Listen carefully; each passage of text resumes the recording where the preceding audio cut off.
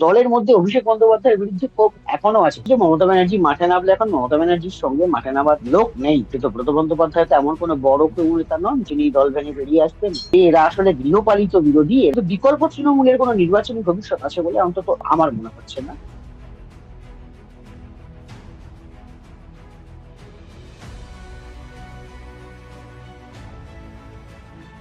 তৃণমূল দলটাই উঠে যাবে কিনা সেটা এত তাড়াতাড়ি বলা ঠিক নয়, কারণ তৃণমূল দলটা তো পুরোপুরি মমতা ব্যানার্জি কেন্দ্রিক, মমতা ব্যানার্জি যা তাই তৃণমূল।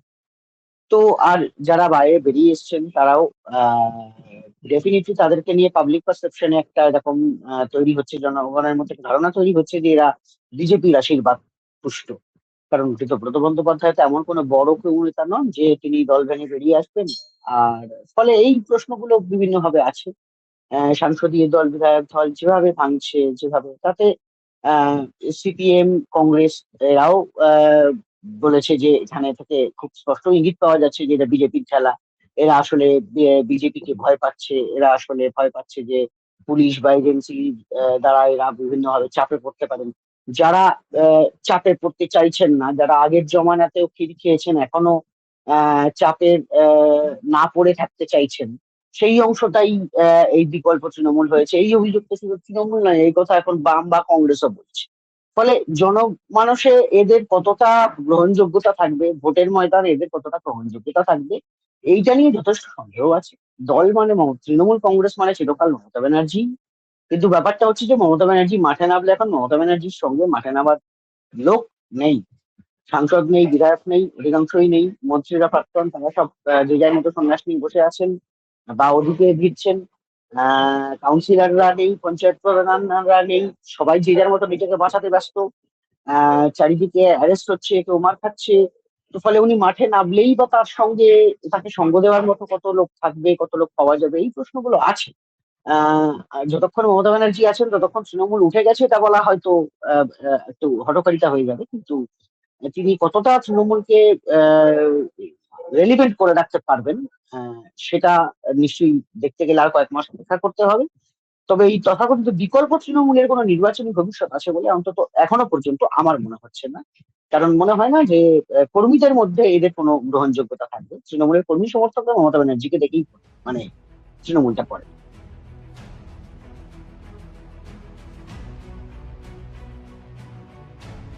সেই অর্থে অল্প কয়েকজনই আছেন, এবং কুণাল ঘোষ ফেসবুক পোস্টে একটা ইঙ্গিতপূর্ণ কথা বলেছেন আজকে। সেখানে উনি বলছেন যে মমতা দিদির পাশেই আছি, বিশ্বাসঘাতকদের দলে যাব না। কিন্তু যেভাবে শুনছি তাতে কর্মীদের সঙ্গে কথা বলবো ইত্যাদি ইত্যাদি, কিন্তু যদি দল যেভাবে চলছে তার পদ্ধতি না পাল্টায়, যদি উনি হয়তো ইঙ্গিত করছেন যে আহ আগে যেভাবে চলছিল, যে ভুলগুলো হচ্ছিল সেগুলো খুব একটা শোধরানো হচ্ছে না, এভাবে চলতে থাকলে উনি হয়তো আর থাকবেন না, বিরোধী দলে না গেলেও হয়তো বসে যেতে পারেন। এরকম একটা ইঙ্গিত হয়তো তার কথাতেও, একটা হতাশা হয়তো তার ফেসবুক পোস্টেও আজকে প্রকাশিত হয়েছে। আমি তো ফলে এটা আগামী দিনে দেখার আছে যে উনি আহ, আহ, মানে আগামী অন্তত 3-4 মাস না দেখে এটা বলা সম্ভব নয় যে এইটা কোন পথে যাবে। তৃণমূলের তো মমতা ব্যানার্জির ওয়ান পয়েন্ট এজেন্ডা ছিল হচ্ছে বাংলার সিপিএম বামফ্রন্ট সরকারকে সরাও। যখন উনি বুঝলেন যে কংগ্রেসকে দিয়ে সেটা হচ্ছে না, কংগ্রেস অতটাও বামেদের বিরুদ্ধে আগ্রাসী হতে চাইছে না আহ জাতীয় রাজনীতির স্বার্থে, তখন তিনি আহ কংগ্রেস ছেড়ে বিজেপির হাত ধরলেন। কারণ তার মনে হয়েছিল, তিনি বলেওছিলেন যে এই বিজেপি এমন একটি শক্তি যার বামের সঙ্গে আঘাত করার কোনোদিন কোনো সম্ভাবনা নেই। ফলে আহ এই আমার আদর্শ সঙ্গী হতে পারে। তারপরে উনি ক্ষমতায় যখন এসে গেলেন তখন তো তার এজেন্ডা ফুলফিল হয়ে গেল, সিপিএম চলে গেছে। তখন প্রথমে কিছুটা তাও ছিল যে সিপিএম কে দুর্বল করা, সেটাও করা হয়ে গেল। তারপর ছিল মূলত ক্ষমতায় টিকে থাকা বিভিন্ন রকম নানা ইয়ের মধ্য দিয়ে। এর মাঝখানে বিজেপির উত্থানের পর তিনি একটা এরকম সেকুলার এজেন্ডাকে সামনে আদর্শ হিসেবে আনার চেষ্টা করলেন। যে না, বিজেপিকে আটকানো আমাদের এজেন্ডা। আহ এখন বাকি সব এজেন্ডাতে চলে গেছে, সিপিএম নেই, ক্ষমতা নেই, এখন উনি লাস্ট এজেন্ডাটায় পড়ে আছেন যে বিজেপিকে আটকানো, বিজেপিকে সরানো। 2029-এ বিজেপিকে সরানোই আমার one time one point agenda. কিন্তু ব্যাপারটা হচ্ছে যে এই বিজেপিকে সরানোর বিষয়ে তো আহ মানে অনেক ক্ষেত্রেই কংগ্রেসের বিশ্বাসযোগ্যতা মানুষের মানে বেশি থাকতে পারে আহ মানুষের কাছে। এবং এক্ষেত্রে একটা বড় ব্যাপার হচ্ছে যে ভোট পরবর্তী পরিস্থিতিতে যে রাজনৈতিক প্রতিহিংসার ঘটনা বাংলার মাটিতে চিরকাল ঘটে থাকে, এখনো যেগুলো বিভিন্ন জায়গায় বিভিন্ন রকম ঘটছে, সেই সময় আহ প্রাক্তন শাসক দলের সমর্থকদেরকে আহ কিভাবে কতটা প্রোটেকশন দেওয়া যায় তার উপর অনেক কিছু নির্ভর করে।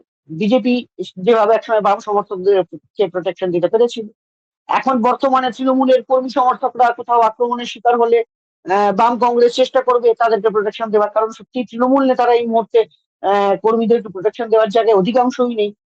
কর্মীরা সব জায়গাতেই হাহাকার করছেন যে নেতারা কর্মীদেরকে ছেড়ে পালিয়েছেন, হয় ঘরে বসে আছেন বা বেরোচ্ছেন না, বা জাস্ট এলাকা ছাড়া হয়ে গেছে।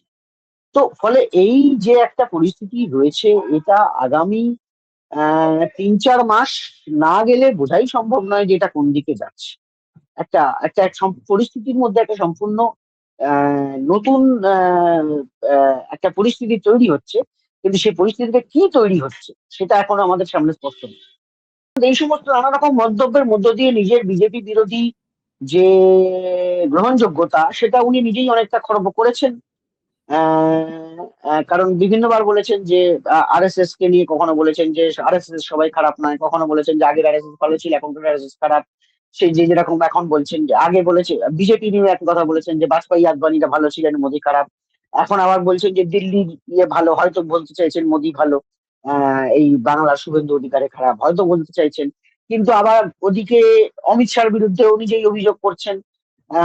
এবং উনি কি জানেন না যে শুভেন্দু অধিকারী এগুলো অমিত শাহ যদি করেও থাকেন সেটা অমিত শাহ অনুমতি ছাড়া উনি করবেন? তো উনি কখন যে কি বলছেন সেটার মধ্যে একটা অসঙ্গতি রয়েছে। এই সমস্ত কারণে বিজেপি বিরোধী স্পেসটা ধরে রাখার ক্ষেত্রে তিনি কতটা নিজের বিশ্বাসযোগ্যতা গ্রহণযোগ্যতা রাখতে পারবেন সেটা কিন্তু দেখার বিষয়।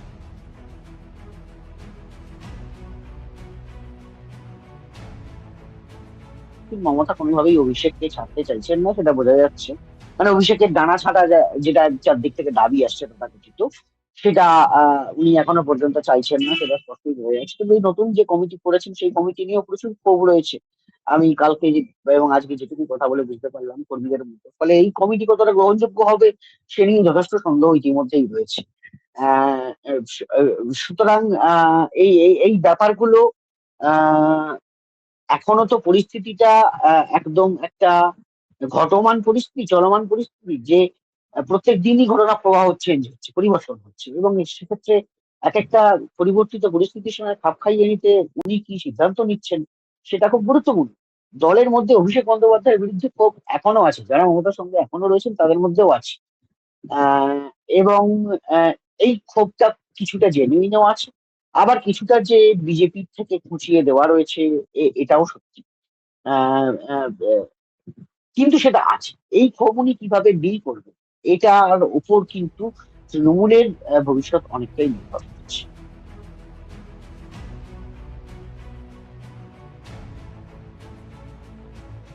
না, এক্ষেত্রে ওই তৃণমূল, সিপিএম এবং কংগ্রেস তিনজনই কিন্তু প্রায় এক সুরে বলছে যে এরা সবাই বিজেপির ভয়ে, পুলিশ বা কেন্দ্রীয় এজেন্সির ভয়ে ওখানে গেছেন। যারা বিজেপির সঙ্গে লড়তে চান না তারাই ওই নতুন দলটি বিজেপির আশীর্বাদে তৈরি করেছেন, যাতে পুলিশ বা কেন্দ্রীয় এজেন্সি তাদের পিছনে না পড়ে। এখন এটা এই বিরোধীদের এই যে অভিযোগ যে এরা আসলে গৃহপালিত বিরোধী, এরা আসলে বিজেপির আশ্রিত একটি বিরোধী, বিজেপির প্রশ্রয়ে তৈরি হওয়া একটি ইয়ে, সেই অভিযোগ এরা কিভাবে কাটাবেন আমি জানি না।